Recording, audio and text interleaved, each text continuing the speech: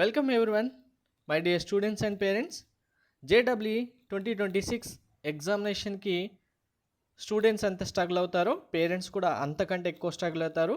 మెయిన్గా మనకు ఇక్కడ ఉన్న కాంపిటీషన్.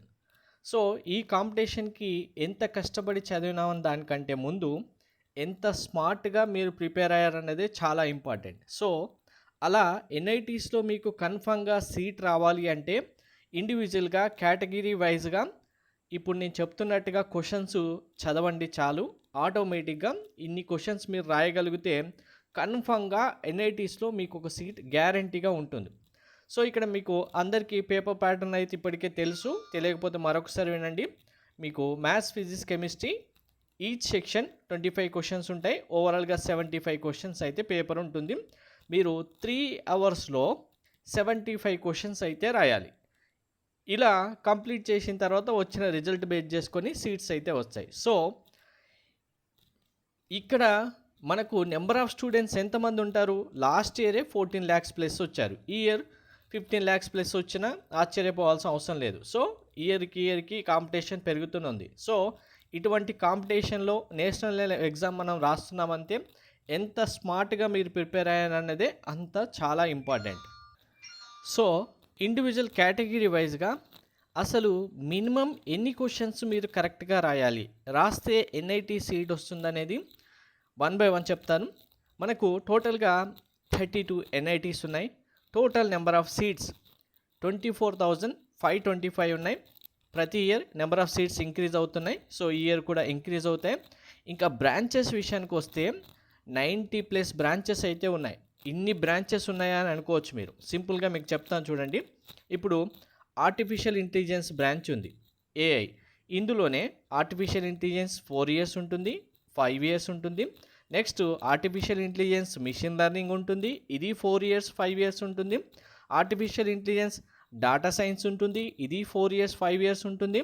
మళ్ళీ computer science and artificial intelligence ఉంటుంది, సిఎస్సి ఏఐ ఉంటుంది బ్రాంచ్, అందులో 4 years 5 years. ఇలా ఒక్కొక్క కోర్స్ వైజ్గా చూసుకుంటే 4 years 5 years different branches NITs base చేసుకుని ఉంటాయి. కాబట్టి టోటల్గా 90 బ్రాంచెస్ అయితే మనకు ఎన్ఐటీస్లో ఉన్నాయి, 32 ఎన్ఐటీస్లో కౌంట్ చేసుకుంటే. సో ఈ బ్రాంచ్ ప్రిఫరెన్స్ అనేది మీ ర్యాంక్స్ బేస్ చేసుకొని మీరు ఎలా డిసైడ్ చేసుకోవచ్చు అనేది మీకు ఫర్దర్గా నెక్స్ట్ వీడియోస్లో చెప్పడం జరుగుతుంది. ఛానల్ సబ్స్క్రైబ్ చేసుకొని బెల్ బటన్ అయితే ప్రెస్ చేయండి. వీడియో లైక్ చేసి తప్పకుండా షేర్ చేయండి. సో ఇప్పుడు ఇంకా నెంబర్ ఆఫ్ క్వశ్చన్స్ ఒక్కసారి ఇది చెప్పిన తర్వాత మీరు ఇంతవరకు ఇలా అనాలిసిస్ చేసుకున్నారా లేదా, అసలు ఇంత ఈజీగా ఎన్ఐటీ సీట్ వస్తుందా లేదా అనేది మీకు అర్థమవుతుంది. అర్థమైన తర్వాత కామెంట్లో తప్పకుండా మెన్షన్ చేయండి. 2026 మెంటర్షిప్ అయితే స్టార్ట్ చేయడం జరిగింది.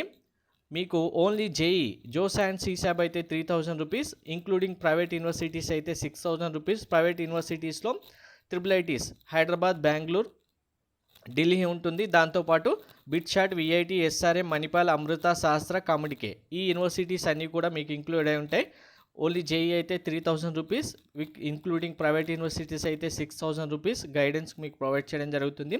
ఇందులో ఇప్పుడు మీకు కాలేజీలో కండక్ట్ చేస్తున్న టెస్ట్ బేస్ చేసుకుని వచ్చిన మార్క్స్కి మీకు సీట్ రావడానికి ఛాన్స్ ఉందా లేదా, స్టూడెంట్కి ఎన్ని మార్క్స్ తక్కువ వస్తున్నాయి, ఏ సబ్జెక్ట్లో తక్కువ వస్తున్నాయి, ఇలా మీకు ఆ టెస్ట్ యొక్క మార్క్స్ బేస్ చేసుకుని కూడా మీకు చెప్పడం జరుగుతుంది.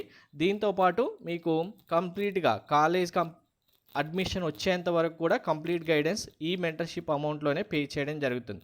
మీరు ర్యాంక్ వచ్చిన తర్వాత జాయిన్ అయినా ఇదే మెంటర్షిప్ అమౌంట్ ఉంటుంది, ఇప్పుడు జాయిన్ అయినా కూడా సేమ్ ఇదే అమౌంట్ ఉంటుంది.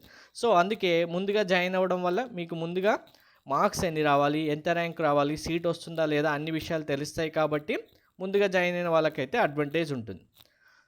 ఇప్పుడు అసలు ఎన్ని క్వశ్చన్స్ రాయాలి అనేది క్లారిటీగా ఇప్పుడు చెప్తాను చూడండి. జస్ట్ మనకు పేపర్స్ అనేవి ఈజీ, మోడరేట్, డిఫికల్టీగా వస్తాయి కదా. టోటల్గా ఇప్పుడున్న 32 ఎన్ఐటీస్లో ఏదో ఒక బ్రాంచ్ మీకు సీట్ కన్ఫర్మ్గా ఉండాలనుకుంటే మనకు టోటల్గా ఎన్ని క్వశ్చన్స్ ఉంటాయి?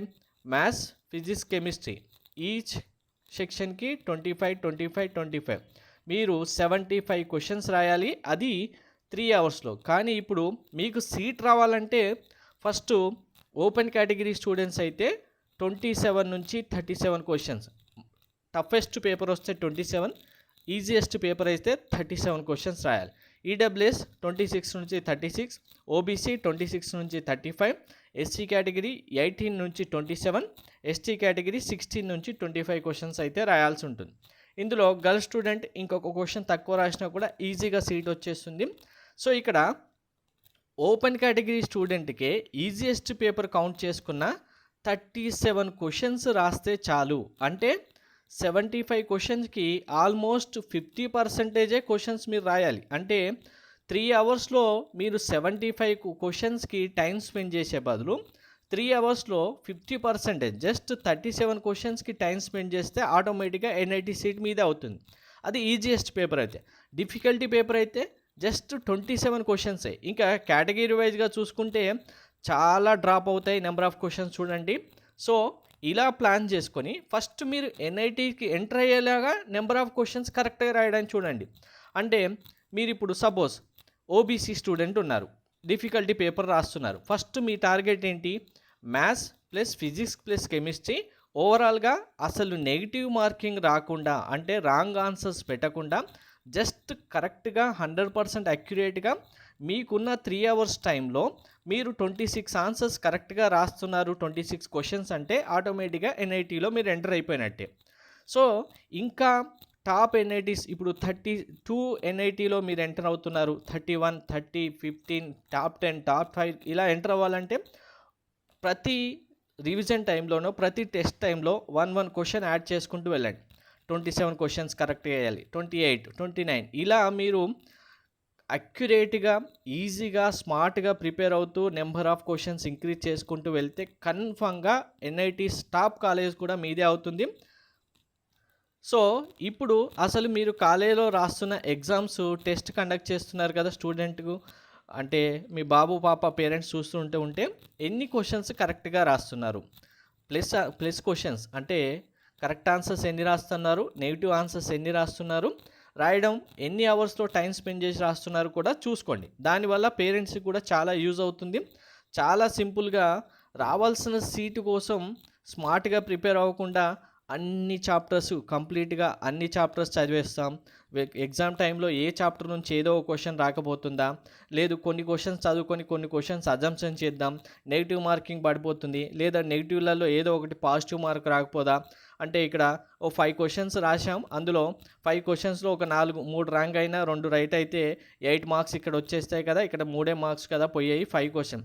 ఇలా అజంప్షన్ చేసుకొని number of chapter burden increase చేసుకునే బదులు స్మార్ట్గా అక్యురేట్గా 100% కరెక్ట్ ఆన్సర్స్ రాసే క్వశ్చన్స్ మీరు సెలెక్ట్ చేసుకొని ప్రాక్టీస్ చేసుకొని రాస్తూ ఇంప్రూవ్ చేసుకుంటూ వెళ్తే confirm damn sure 100% NIC seat మీదే.